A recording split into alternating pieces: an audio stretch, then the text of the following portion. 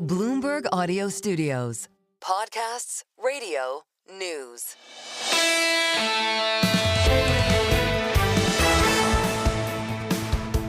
The single best idea.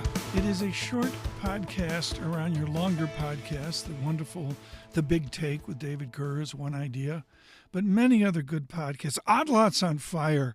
Tracy Alloway. Today, Tracy's like going out to the airport to get the Gulfstream back to New York, and the Uber driver's listening to Bloomberg Surveillance. I think that's the way we roll. But they were in Washington last night, and Odd Lots, Tracy Alloway and Joe Weisenthal selling out the theater there in the Southeast District, and that's just wonderful to see that. That's out. Odd Lots out on Bloomberg podcasts. Today was overwhelming. We could have made a 40-minute single best idea, and had good conversations left over. But we start with Geoffrey Yu of BNY. He is wonderful at the correlations of the market.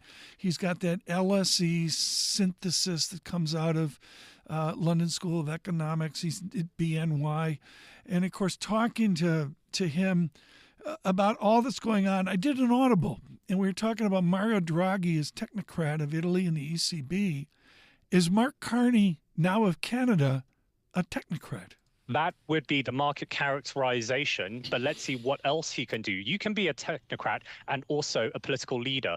Who says these two are exclusive? And Mario Draghi was a political leader as well, so he led Italy for those 2 years, but of course under a technocratic mandate. So let's wait for the elections to see what the manifesto from the Liberal Party will be, what kind of a mandate he will run out under. I assume be quite different compared to what Mario Draghi ran under, but ultimately, can he deliver for the Canadian economy? Can he, a the German terms, restructure the Canadian economy so that it is less perhaps dependent on two-way trade south of the border? That will be the challenge for him.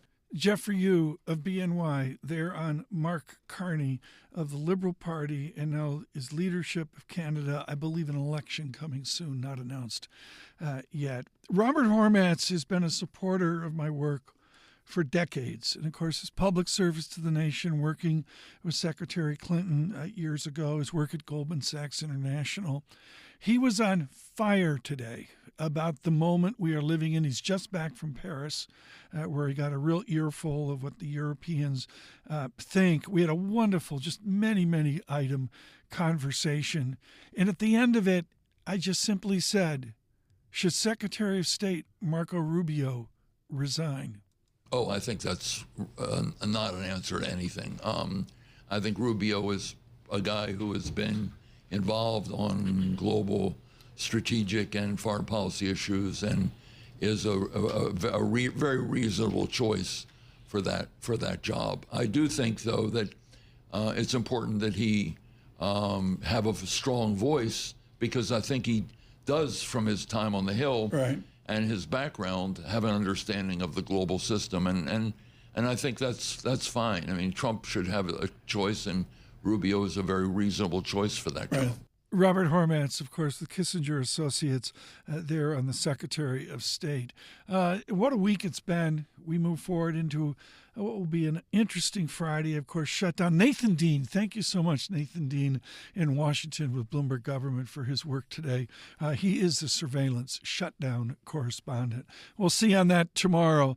Across the nation on your commute, good morning, 99.1 FM in Washington. Good morning to Tracy Alloway's Uber driver. Also, we should say on YouTube, subscribe to Bloomberg Podcasts, and on YouTube Podcasts, it's Single Best Idea.